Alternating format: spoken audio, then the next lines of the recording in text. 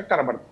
Right sir, మాట్లాడదాం. మొత్తానికి ఢిల్లీలో స్పష్టమైన ఆధిక్యాన్ని భారతీయ జనతా పార్టీ కనబరుస్తోంది. ప్రస్తుతానికి 46 స్థానాల్లో ఉన్నప్పటికీ కూడా అధికారికంగా ఆప్కి చెందిన కుల్దీప్ తొలి ఫలితంగా గెలుపొందినట్టుగా అయితే అనౌన్స్మెంట్ జరిగింది. బీజేపీకి సంబంధించి ప్రియాంక గౌతమ్ పైన కుల్దీప్ విజయం సాధించారు. బీజేపీ 3 స్థానాల్లో గెలుపొందింది, ఆప్ 1 స్థానంలో గెలుపొందింది. సో ఫైనల్ రౌండ్ కొనసాగుతున్న నేపథ్యంలో ఢిల్లీలో ఫలితాలు వెలువడుతున్నాయి. హస్తినిలో బోని కొట్టింది ఆప్ అయినప్పటికీ కూడా అధికారం దిశగా బీజేపీ వెళ్తోంది. ఆప్ అభ్యర్థి కోన్లీ నియోజకవర్గానికి సంబంధించి కుల్దీప్ గెలుపొందినట్టుగా మొదటి అనౌన్స్మెంట్ అయితే జరిగింది. 9వ రౌండ్ దగ్గరికి వచ్చేసరికి చూసుకుంటే ఇప్పటి వరకు లీడ్లో ఉన్న కేజ్రీవాల్ మళ్ళీ వెనుకంజలోకి వెళ్ళిపోయారు.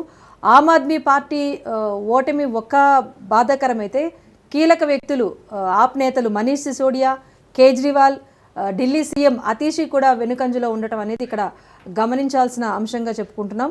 సో ఓటింగ్ పర్సంటేజ్ పెద్దగా తేడా లేకపోయినప్పటికీ కూడా ఓటమి ప్రస్తుతానికైతే చూసుకుంటే బీజేపీ 44 స్థానాల్లో ఇంకా ఆధిక్యంలో కొనసాగుతోంది. అటు ఆమ్ ఆద్మీ పార్టీ 24 స్థానాల్లో ఆధిక్యంలో కొనసాగుతోంది. కాంగ్రెస్ పార్టీ అసలు బోనీ కొట్టలేకపోయింది. మిగతా ప్రాంతీయ పార్టీలకు సంబంధించి అసలు ప్రజలు పట్టించుకున్న దాఖలాలు కూడా లేవు. కీలకంగా ఆప్ అండ్ బీజేపీ మధ్యనే పోటీ అనుకున్నారు. డబుల్ ఇంజిన్ సర్కార్కు ఒక అవకాశం ఇద్దామనుకున్నారు. 4వసారి మళ్ళీ కేజ్రీవాల్కు అవకాశం కాకుండా కొత్త ప్రభుత్వానికి ఒక మార్పు కోసం ప్రజలు కోరుకుంటున్నారు. ఉన్న సమస్యల పరిష్కారం కోసం ప్రజలు ప్రయత్నించారు అనడానికి ఈ ఫలితాలు ఒక ఎగ్జాంపుల్గా చెప్పొచ్చు. ఎస్, షార్ట్ బ్రేక్ తర్వాత చర్చ కొనసాగిద్దాం. Keep watching Raj news.